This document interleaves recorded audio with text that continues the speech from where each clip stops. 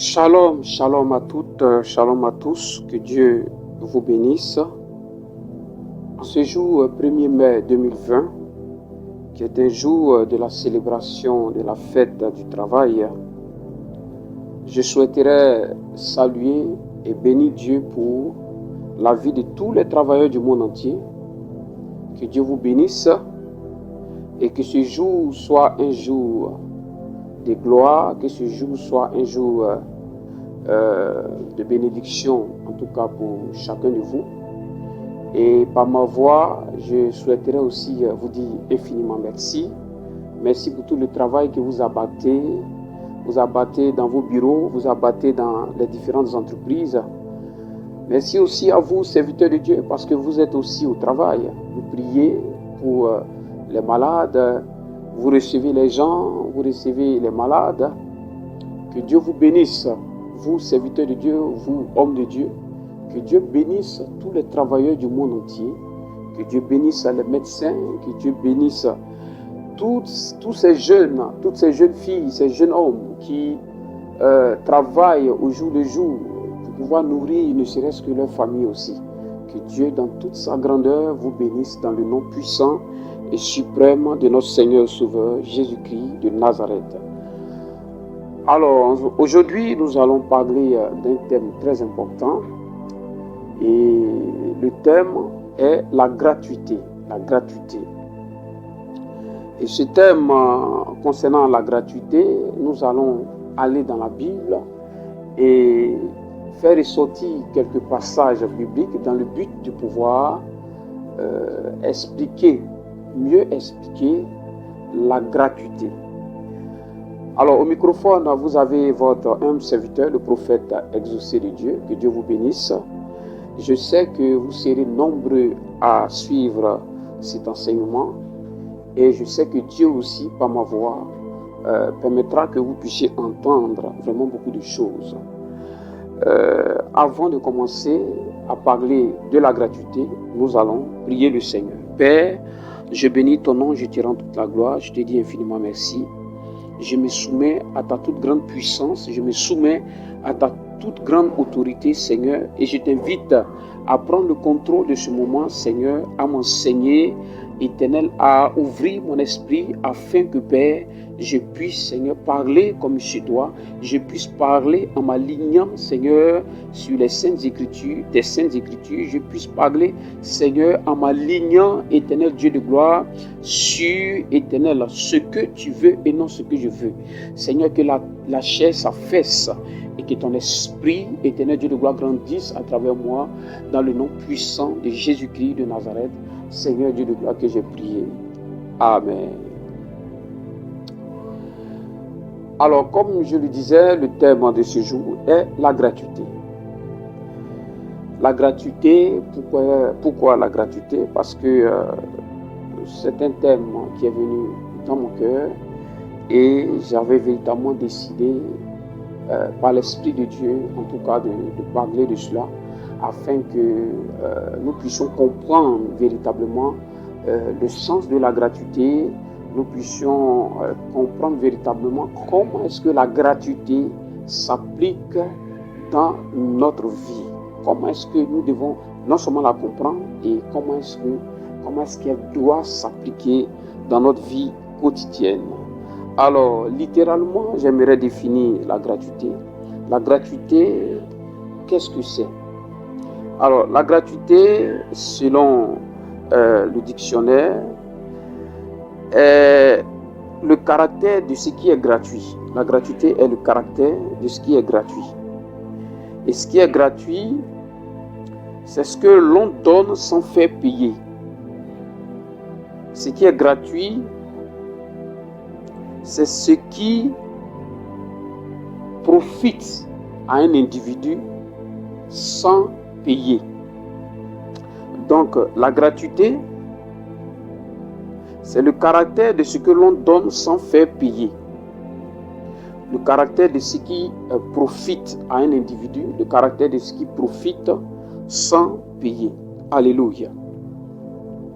Donc la gratuité, c'est le caractère de ce qui profite à un individu sans qu'il débourse de l'argent, sans qu'il débourse quoi que ce soit, sans qu'il apporte quoi que ce soit, c'est-à-dire qu'il reçoit sans toutefois échanger par quelque chose. Voilà un peu le sens de façon littérale de la gratuité. Alors, je souhaiterais parler de la gratuité aujourd'hui sur deux aspects. Alors, le premier aspect est la gratuité dans son sens normal. Et le deuxième aspect, c'est la gratuité dans son sens, je peux dire, anormal. Quand je parle de gratuité dans son sens normal, ça veut dire que la gratuité, lorsque elle a le droit d'être, lorsque elle a le droit d'exister, et lorsque nous devons l'accepter dans notre vie.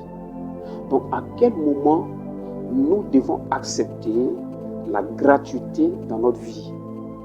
Et à quel moment nous ne devons pas accepter la gratuité dans notre vie?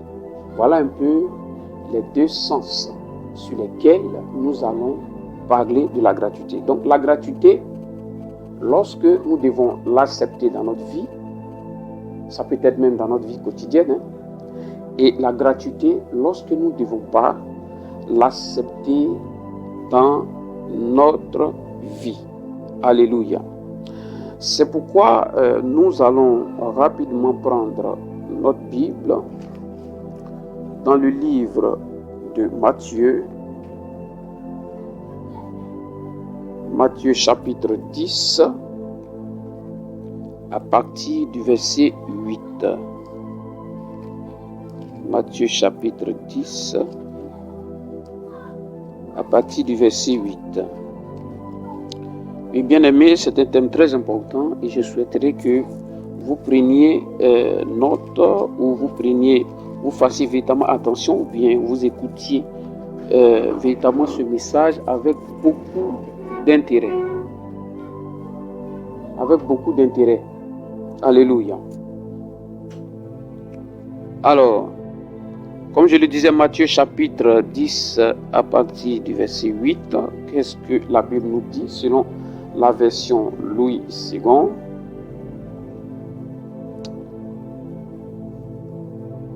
Voilà.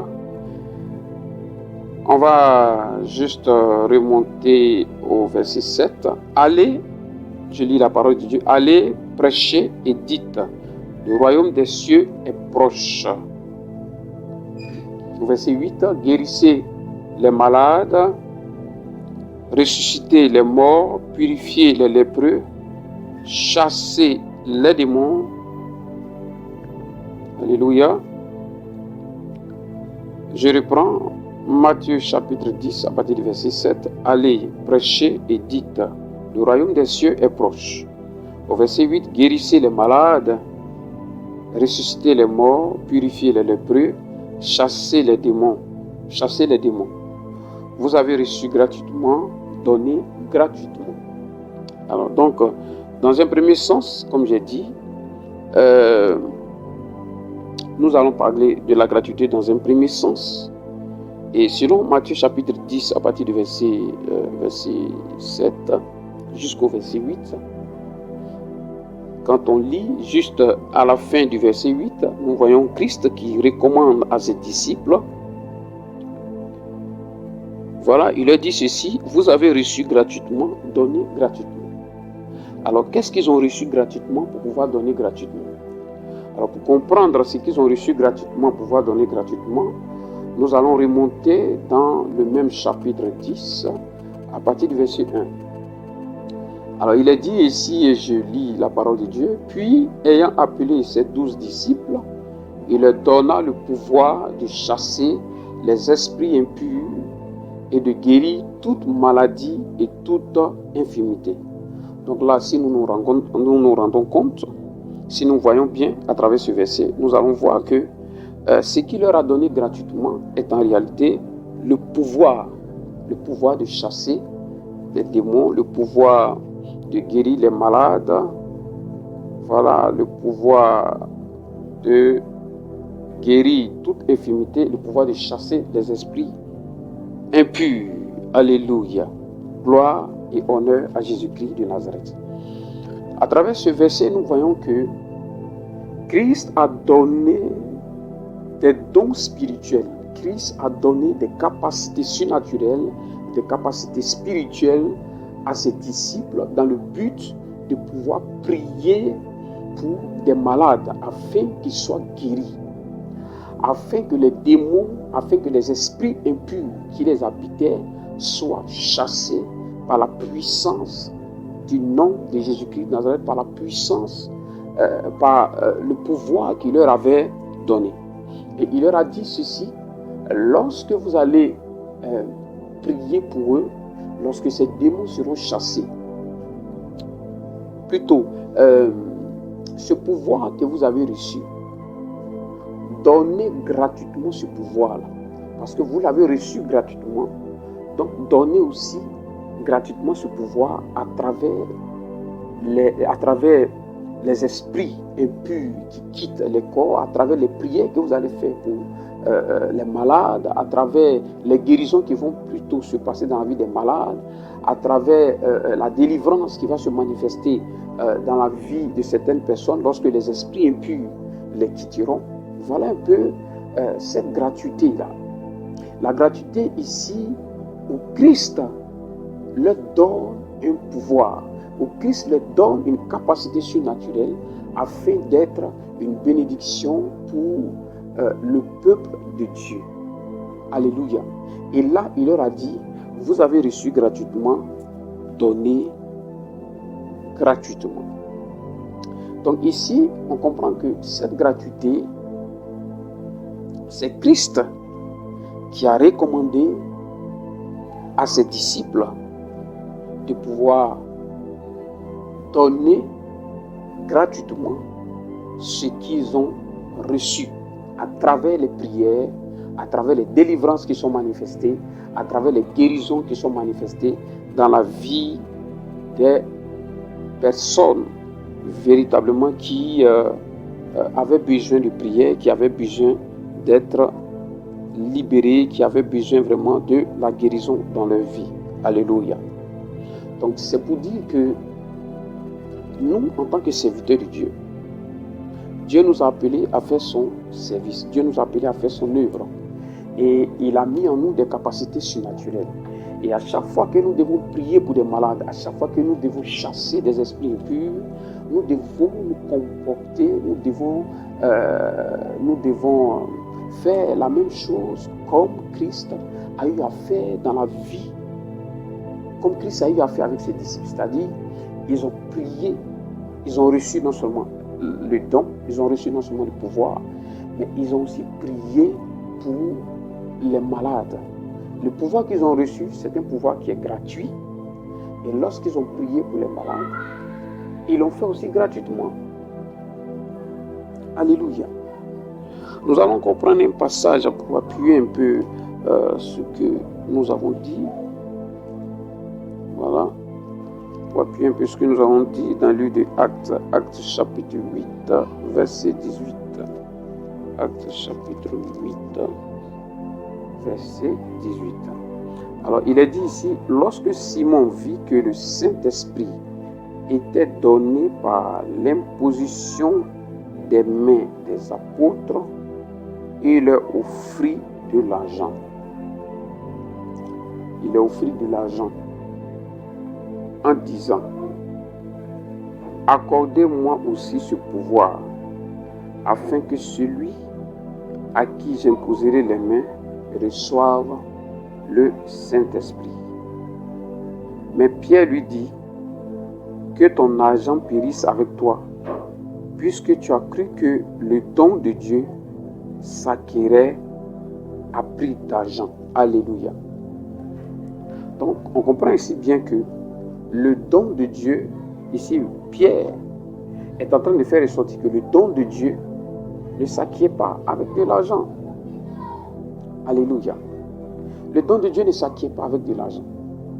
Alors, si nous avons reçu gratuitement, de la part du Seigneur, ces dons spirituels, ces capacités surnaturelles, alors nous devons aussi les donner gratuitement. Nous devons aussi les transmettre gratuitement. Et telle était la recommandation que Christ a donné plutôt à ses disciples. Et nous aussi, qui nous a appelés en tant que serviteurs de Dieu, nous devons aussi manifester de la même façon. Nous devons aussi faire la même chose comme les disciples aussi l'ont fait au temps de Christ, comme Pierre aussi l'a fait dans le livre des Actes des Apôtres. Alléluia. Donc le don que nous avons reçu, cette capacité surnaturelle, cette capacité spirituelle que nous avons reçue, qui va dans le sens de prier pour les malades, qui va dans le sens de chasser des esprits impurs, cette capacité surnaturelle nous a été donnée gratuitement. Nous aussi, nous devons transmettre cette capacité surnaturelle gratuitement. Donc, dans un premier sens, voici un peu comment est-ce que la gratuité est manifestée. Donc, dans un premier sens, la gratuité est manifestée dans le sens où Christ nous a donné des dons spirituels pour que nous arrivions à les manifester aussi gratuitement dans la vie des personnes qui en ont besoin, dans la vie de toutes ces personnes qui ont besoin d'une délivrance, dans la vie de toutes ces personnes qui sont tourmentées par des démons, dans la vie de toutes ces personnes qui ont besoin d'une guérison. Donc voici un peu le premier sens de la gratuité. La gratuité ici va dans le sens où nous avons reçu gratuitement les dons spirituels, nous devons aussi les transmettre gratuitement dans la vie des enfants de Dieu, dans la vie de toutes ces personnes-là qui ont besoin de ce don. Christ nous a donné gratuitement, nous aussi nous transmettons gratuitement. Voilà. Et selon la version que Pierre a donnée, le don que nous avons reçu, ce n'est pas un don qu'on peut acheter avec de l'argent. Donc ce don que nous avons reçu, on ne l'achète pas avec de l'argent. Alléluia. Gloire à Jésus. Ce don que nous avons reçu, on ne l'achète pas avec de l'argent. Parce que Christ nous a donné gratuitement. Et il nous a donné la recommandation de les transmettre aussi gratuitement à toutes les personnes qui en ont besoin pour leur délivrance et pour leur guérison. Alléluia. Alléluia. Gloire à Jésus. Donc dans un premier sens, voici comment est-ce que la gratuité est manifestée. Dans un premier sens, voici comment est-ce que nous devons comprendre le sens de la gratuité. La gratuité dans le sens où les dons spirituels que nous avons reçus, ces dons spirituels, nous les avons reçus gratuitement de la part du Seigneur et nous devons aussi les transmettre gratuitement dans la vie de toutes ces personnes-là qui ont besoin d'une guérison, qui ont besoin d'une délivrance quelconque, qui ont besoin de prière en réalité. Alléluia. Maintenant, nous allons toucher le deuxième sens de la gratuité, qui va dans le sens de ce qui ne doit pas être réellement appliqué dans notre quotidien, ce qui ne doit pas être réellement appliqué dans notre façon d'agir. Nous, en tant qu'enfants de Dieu, nous devons faire attention dans l'application de la gratuité dans notre vie. Donc l'application de la gratuité dans notre vie va dans deux sens. Le premier sens explique que nous avons reçu gratuitement les dons spirituels. Nous devons aussi les transmettre gratuitement dans la vie des enfants de Dieu qui ont besoin d'une délivrance ou qui ont besoin d'une guérison. Alléluia. Pour dire que nous n'avons pas besoin de monnayer cela. Nous n'avons pas besoin d'échanger cela au prix d'argent. Alléluia. Alléluia. Donc, dans le deuxième sens, nous allons rapidement prendre le livre de Jean, Jean chapitre 3, verset 16. Un passage biblique plutôt que nous connaissons tous. La Bible dit ceci: Car Dieu a tant aimé le monde qu'il a donné son Fils unique, afin que quiconque croit en lui ne périsse point, mais qu'il ait la vie éternelle. Alléluia. C'est un passage biblique que nous connaissons tous. Donc Dieu, dans son infinie bonté, Dieu ayant vu que le peuple de Dieu était sous une malédiction due au péché, le peuple de Dieu devrait mourir. Qu'est-ce que Dieu a fait? Il a fait venir son Fils afin que par sa mort et par sa résurrection, nous qui étions autrefois pécheurs, nous qui étions autrefois passibles de jugement, passibles de condamnation, par sa mort et par sa résurrection, nous puissions être sauvés. Par la mort et la résurrection de notre Seigneur et Sauveur Jésus-Christ, du Fils unique de Dieu, nous puissions être sauvés. Alléluia. Mais lorsque nous lisons le livre d'Ésaïe, Ésaïe chapitre 53, voilà, le prophète Ésaïe avait annoncé la venue de notre Seigneur et Sauveur Jésus-Christ de Nazareth. Et là, le prophète Ésaïe a donné certains détails de comment est-ce qu'il allait souffrir pour nous. Alléluia. Vous pouvez le voir, vous pouvez lire tout le chapitre 53 afin de pouvoir comprendre comment est-ce que ce sauveur de l'humanité devrait venir, alléluia, devrait venir mourir de façon atroce sur la croix du calvaire pour que nous puissions être sauvés. Alléluia. Alléluia. Donc, nous comprenons par là que, en réalité, Dieu nous a rachetés de ce monde et nous a rachetés de nouvelles manières de vivre au prix du sang versé de son Fils unique. Alléluia. Au prix du sang de son Fils. Pour dire que ça n'a pas été facile.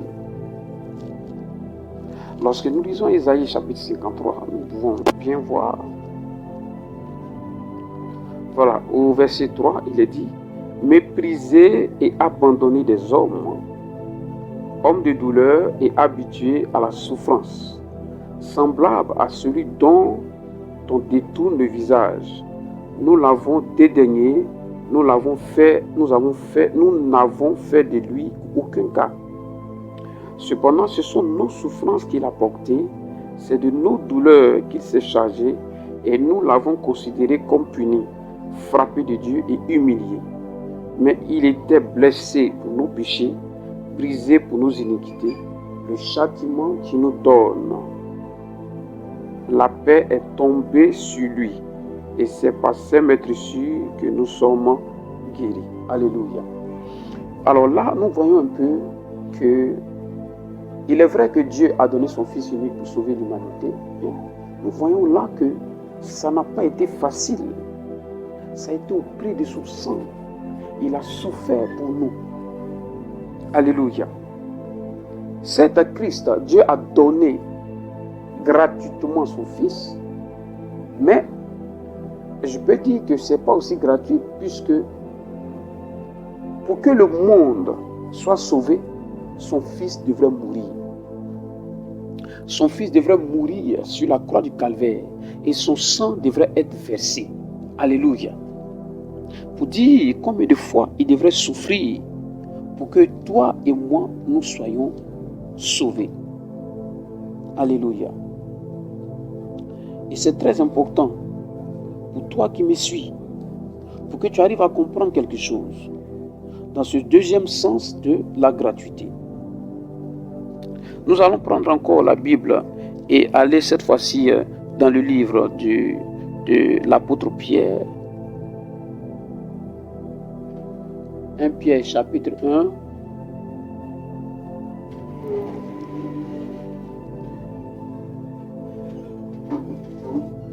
Vous fermez.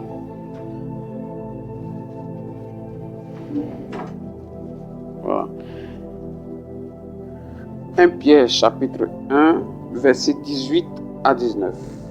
1 Pierre chapitre 1, verset 18 à 19. Qu'est-ce qu'il est dit? Il est dit, sachant que ce n'est pas par des choses périssables, par de l'argent ou de l'or, que vous avez été rachetés de la vaine manière de vivre que vous avez hérité de vos pères, mais par le précieux sang de Christ, comme d'un agneau sans défaut et sans tache. Voilà. Il est ici dit que nous avons été rachetés. Donc, nous avons été rachetés à un prix.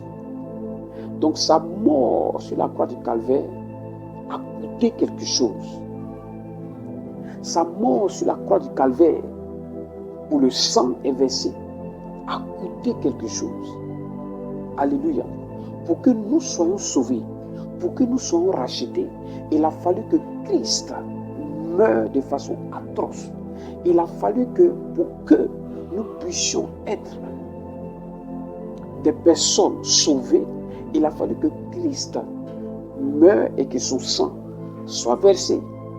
Donc là, il n'y a plus de gratuité, puisqu'il y a eu échange par le moyen de sa mort et de sa résurrection, par son sang qui est versé. Son sang qui est versé comme signe, comme témoignage pour dire que avant, pour que les péchés soient remis, il fallait le sang qui devrait être posé sur les portes, sur les linteaux des portes. Alléluia. Mais Christ est venu et il est mort. Et lorsque son sang est versé pour toute l'humanité, afin que, de par ce sang versé, nous soyons tous sauvés. Une bonne fois pour toutes. Donc, nous comprenons par là que ça n'a pas été gratuit. Ça a été au prix de son sang. Un homme habitué à la souffrance. Un homme habitué aux douleurs. Et c'est par ces blessures que nous sommes guéris, comme dit la Bible. Alléluia. Bien-aimé, qu'est-ce que je souhaiterais te faire entendre? Qu'est-ce que je souhaiterais te faire comprendre? Je souhaiterais te faire comprendre ceci. À part le premier cas que nous avons vu, où la gratuité se manifeste par le fait que Christ nous a donné des dons spirituels. Et ces dons spirituels, nous devrons aussi les donner gratuitement, en priant pour les malades, en chassant les démons dans la vie de tous ceux-là qui ont besoin d'une délivrance. Il est vrai. Et dans ce deuxième cas, c'est que nous devons comprendre que nous, en tant qu'enfants de Dieu, hormis les dons spirituels, nous devons tout faire pour que les choses gratuites ne soient pas toujours notre partage. Pourquoi est-ce que les choses gratuites ne soient pas toujours notre partage? Parce que, en réalité, quand une chose est donnée gratuitement, elle n'est pas donnée dans son entièreté. Là, si vous voulez bien comprendre, nous pouvons aller dans le domaine informatique afin que vous compreniez quelque chose, afin que vous saisissiez quelque chose. La plupart des logiciels qui sont gratuits, vous allez voir qu'on ne peut pas utiliser ce logiciel dans son entièreté. Il y a des fonctions qui sont limitées. Et vous allez voir que si vous voulez utiliser toutes les fonctions de cette application, bien de ce logiciel, on vous demandera de payer. On vous demandera de débourser de l'argent. On vous demandera d'échanger quelque chose. Alléluia. Donc pour dire que nous qui sommes enfants de Dieu, nous devons comprendre cette réalité. Cette réalité qui va dans le sens que nous ne devons pas nous habituer à la gratuité, à part les dons spirituels qui sont gratuits et que nous devons les manifester gratuitement envers toutes ces personnes qui en ont besoin. À part les dons spirituels, la gratuité ne doit pas être notre partage. Parce qu'en réalité, tout ce qui est gratuit n'est pas dans dans sa fonction totale. Tout ce qui est gratuit n'est pas dans sa fonction complète. Tout ce qui est gratuit a des fonctions limitées.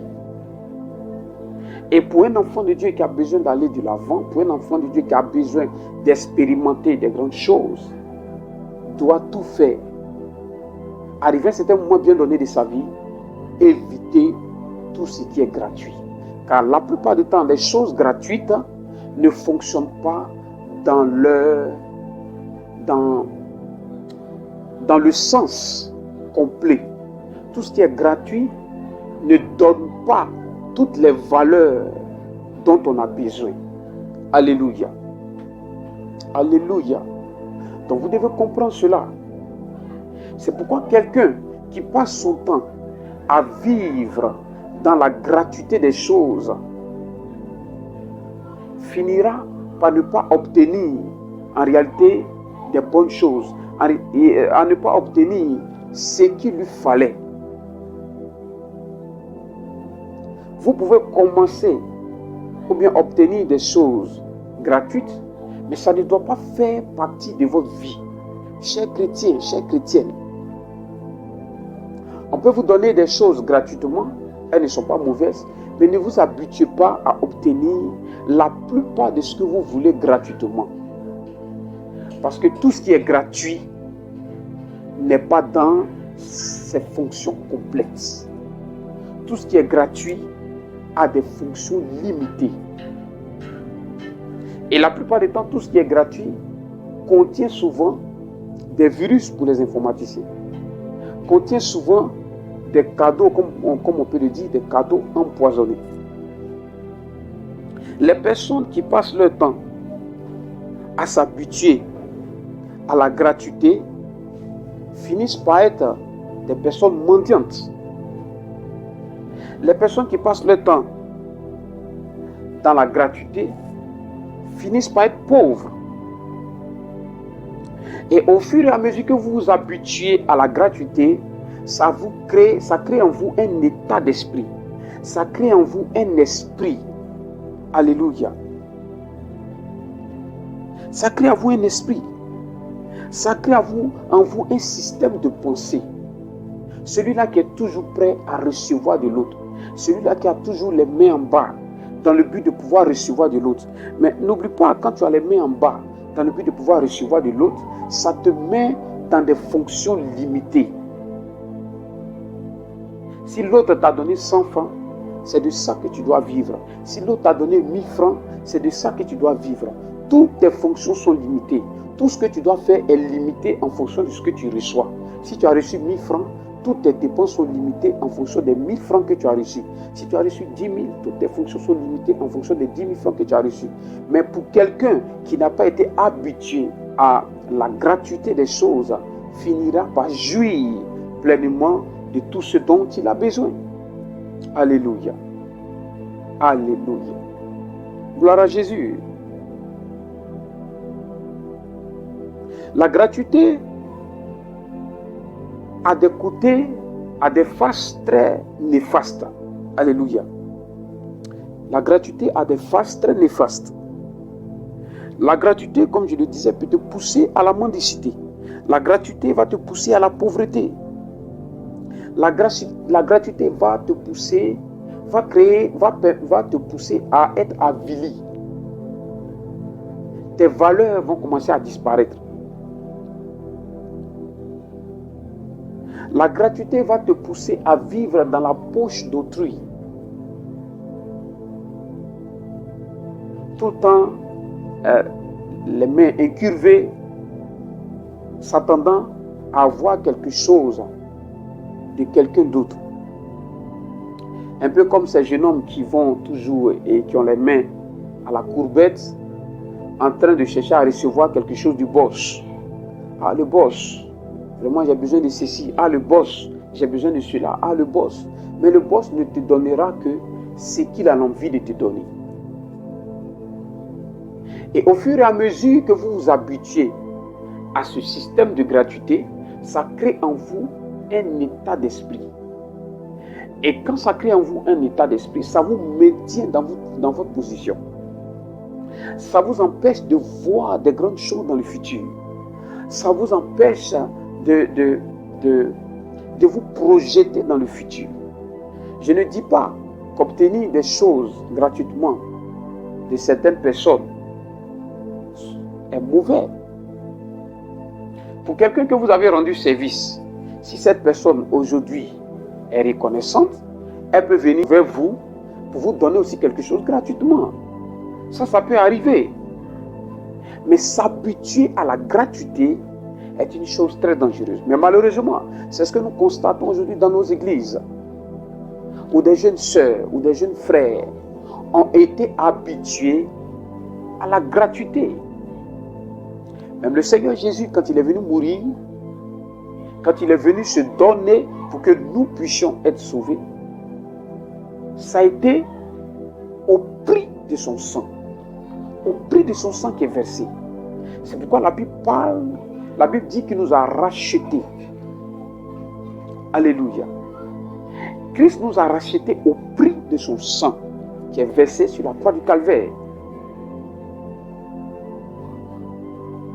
Bien-aimé, mon frère, ma soeur, c'est ce message que je souhaiterais te partager. C'est ce que je souhaiterais te dire. Arrivé à un certain moment bien donné, il faudrait que tu puisses refuser trop de gratuité dans ta vie. Et que tu puisses aussi dire, en moi aussi se trouvent des valeurs. En moi aussi se trouvent des capacités à pouvoir aussi générer de l'argent. À pouvoir aussi aller de l'avant dans ma vie. La Bible dit que je te bénirai et je ferai de toi une source de bénédiction. Quand on devient une source de bénédiction, on passe maintenant le temps à pouvoir aussi donner aux autres. Donc ce qui doit plus t'importer en tant qu'enfant de Dieu, c'est de devenir non seulement une bénédiction, mais c'est aussi de devenir une source de bénédiction. Alléluia. Mais pour que tu sois une source de bénédiction, il faudrait que tu arrives à sortir de la gratuité des choses. Alléluia. Il faudrait que tu puisses sortir de la gratuité des choses. La gratuité des choses va te pousser à vivre dans la facilité. La gratuité des choses va te pousser à vivre dans la convoitise. Quelqu'un qui est toujours en train de convoiter les autres. C'est pourquoi il faut faire attention pour ne pas toujours chercher à obtenir des choses gratuitement. Dis-toi qu'aujourd'hui, je dois aussi payer.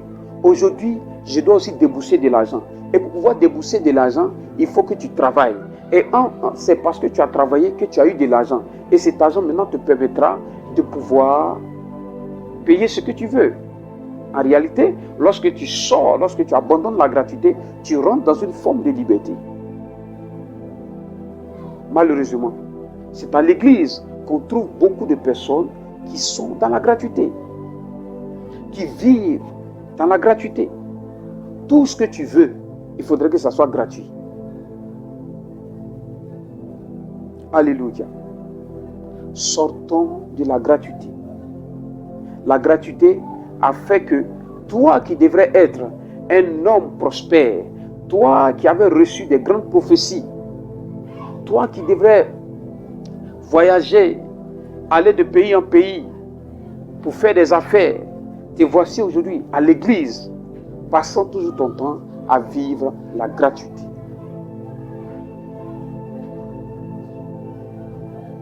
Des hommes peuvent te donner à manger, des hommes peuvent prendre soin de toi, mais il ne faudrait pas que ça soit tout le temps.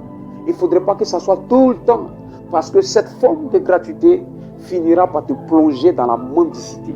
Cette forme de gratuité finira par te plonger dans la disette. Cette forme de gratuité finira par te plonger dans la pauvreté. Les personnes qui viennent te donner toujours à manger, quand elles se retournent, est-ce que tu sais ce qu'elles disent dans ton dos? C'est pourquoi tu dois refuser la gratuité. Dis après moi, je refuse la gratuité. Je décide d'être une source de bénédiction. Alléluia. Gloire et honneur soient rendus à Jésus-Christ de Nazareth. Si nous sommes enfants de Dieu, la Bible nous dit ceci, que nous sommes cohéritiers avec Christ.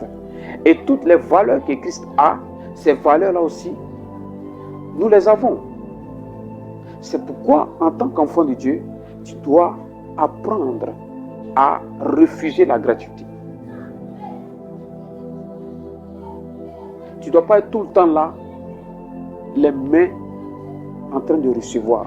Arrivé à un certain moment donné, change aussi la tendance et toi aussi, il faudrait que tu puisses donner aux autres. Toi aussi, il faudrait que tu sois une bénédiction pour les autres. C'est un peu comme un enfant qui vit à la maison auprès de ses parents. L'enfant grandit auprès de ses parents et un jour, l'enfant décide de quitter la maison pour aller prendre sa propre maison. Mais pendant que l'enfant est en train de vivre dans sa propre maison, l'enfant ne vit plus dans la poche de ses parents. L'enfant arrive à se prendre en charge. Il en est de même aussi pour nous qui sommes enfants de Dieu. À force de vivre dans la gratuité des choses, ça fait que vous avez été maintenu dans certaines positions où vous ne pouvez plus aller de l'avant. Parce que, à force de recevoir, à force d'accepter, à force de vivre dans la convoitise, vous avez accepté les miettes, vous avez accepté ce que vous ne devrez pas accepter et ça vous a maintenu dans une certaine position. Alléluia. La gratuité peut te pousser à la corruption. C'est pourquoi il faut faire attention, bien-aimé. Celui qui refuse la gratuité cherche toujours à travailler pour pouvoir être rémunéré. Cherche toujours à échanger sa sueur qui coule avec le salaire qu'il gagne. Mais comme tu as été habitué à la gratuité, comme tu as été habitué à la facilité, tu ne veux même plus travailler, mais tu veux aussi obtenir un salaire chaque fin du mois. Tu verras les jours passer sans toutefois être productif. Tu verras les jours passer sans toutefois créer de bonnes choses dans ta vie. Parce que quoi? Tu as été habitué à la facilité. Parce que quoi? Tu ne veux pas travailler dans le but de pouvoir obtenir à la sueur de ton front ce que tu devrais mériter. C'est pourquoi faites attention. Pour vous qui êtes salariés, si tu ne fais pas attention pour pouvoir échanger à chaque fois tes durs labeurs avec le salaire que tu gagnes, tu vas rentrer aussi dans cet esprit de gratuité. Ou pendant que les autres même sont en train de travailler durement, toi tu es assis dans ton coin, tu ne fais rien. Mais à la fin du mois, c'est toi qui vas obtenir un salaire. C'est pourquoi il faut faire attention, bien-aimés. C'est pourquoi il faut faire attention aux chrétiens. Sors de la gratuité. Sors de la gratuité. Même si tu n'as pas à manger, continue d'implorer le Seigneur et l'Éternel te donnera ce qu'il faut. Alléluia. Continue d'implorer le Seigneur et au temps convenable aussi l'Éternel te bénira. Quand tu ne vis pas dans la gratuité, quand tu n'aimes pas les choses gratuites, tu n'en veux à personne. Parce que tu sais que dans cette position, tôt ou tard, elle finira par changer. Alléluia. Vraiment, c'est ce message que j'avais à cœur de pouvoir vous le dire. La gratuité dans deux sens. Dans un premier sens, où nous avons reçu les dons spirituels pour que nous puissions aussi les transmettre gratuitement à ceux qui en ont besoin dans la délivrance et dans la délivrance et dans la guérison. Et dans le deuxième sens, la gratuité que nous ne devons pas accepter, que nous ne devons pas appliquer dans notre quotidien, parce que ça a des côtés très néfastes. Aujourd'hui, plusieurs ne sont plus tourmentés par des esprits. Aujourd'hui, plusieurs ne sont plus tourmentés par des démons. Mais le véritable démon, c'est l'habitude de la gratuité dans leur vie. L'habitude de recevoir quelque chose gratuitement. L'habitude de tendre la main pour recevoir ce beignet. L'habitude de tendre la main pour recevoir de l'argent. L'habitude de tendre la main pour recevoir des vêtements. L'habitude de vivre dans la mendicité. L'habitude de vivre dans le manque. L'habitude de vivre dans la pauvreté. C'est pourquoi toi, ma soeur, toi, mon frère qui écoute ce message, il faudrait que tu apprennes à sortir de là, afin que la gloire du Seigneur, afin que la puissante main de l'Éternel arrive à changer ta vie, arrive à changer ta destinée. Dis Amen. Si ce message t'a fait du bien, n'hésite pas à nous écrire, n'hésite pas à nous appeler pour que nous continuions d'échanger avec vous, pour que nous continuions de prier avec vous. Alléluia. Que Dieu, dans toute sa grâce et sa miséricorde, vous bénisse dans le nom de Jésus-Christ de Nazareth. Je sais que vous allez sortir de la gratuité et vous allez être une véritable source de bénédiction pour votre famille, pour vous-même, pour la grande famille et pour votre entourage, pour le quartier, pour la nation et pour tout le monde entier. Que Dieu te bénisse. C'est pourquoi je prie pour toi. Que la main du Seigneur demeure sur ta vie. Que l'Éternel te donne de pouvoir sortir de la précarité et de pouvoir entrer dans la position que l'Éternel lui-même a prévue pour toi. Oui, c'est toi qui avais l'habitude de recevoir des autres. Oui, c'est toi qui avais l'habitude de tendre les mains. Jusqu'à force d'avoir tendu les mains, des hommes t'ont donné des sobriquets. Jusqu'à force d'avoir tendu les mains, des hommes t'ont donné un autre nom. Je prie que la main du Seigneur soit sur ta vie et que Dieu te bénisse dans le nom de Jésus-Christ de Nazareth. Que la puissante main de l'Éternel te bénisse dans le nom de Jésus-Christ de Nazareth. Que Dieu fasse de toi une source de bénédiction. Que Dieu fasse de toi une personne élevée. Que Dieu fasse de toi une véritable source de bénédiction. Que Dieu fasse de toi quelqu'un qui est élevé, quelqu'un qui donne aussi aux autres. Quelqu'un qui bénit aussi les autres, dans le nom de Jésus-Christ de Nazareth. Que la puissante main de l'Éternel te donne de pouvoir aller de l'avant. Que la puissante main de l'Éternel te donne de pouvoir réaliser tes projets. Que la puissante main de l'Éternel te donne de pouvoir voir des grandes choses dans ta vie, dans le nom de Jésus. Que l'esprit de la grandeur, que l'esprit de l'élévation, que l'esprit de la prospérité soit ton partage dans le nom de Jésus-Christ de Nazareth. Amen. Demeurez bénis.